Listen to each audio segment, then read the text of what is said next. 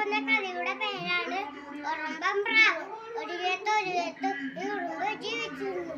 ദാഹിച്ചു വലഞ്ഞു ഒരു പുഴയുടെ അരികിൽ തല താഴ്ത്തി വെള്ളം കൊടുത്ത് പെട്ടെന്ന് അലടിച്ചു താഴേക്ക് അടിച്ചു.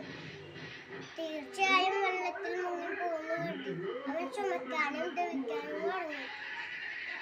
ഒരു പുഴയുടെ അരികത്തിരുന്ന ഒരു മരത്തിലും ഇതെല്ലാം കാണുന്നുണ്ടായിരുന്ന പ്രാവ് ഒരില ചെത്തി ഉറുമ്പിന്റെ അരിയിലേക്ക് ഇട്ടു കൊടുത്തു.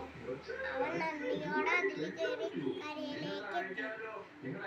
ഉറുമ്പ് പ്രാവിനോട് നന്ദിയും പറഞ്ഞു. അവിടെ നിന്ന് ഉറുമ്പ് പോവുകയും ചെയ്തു. അടുത്ത ദിവസം ഒരു വേട്ടക്കാരൻ പുഴയുടെ അരികിലേക്ക് വന്നു. ഒരു മരത്തിൽ പൊക്കത്തിരുന്ന ഒരു പ്രാവ് ഉറങ്ങി കിടക്കുമ്പോൾ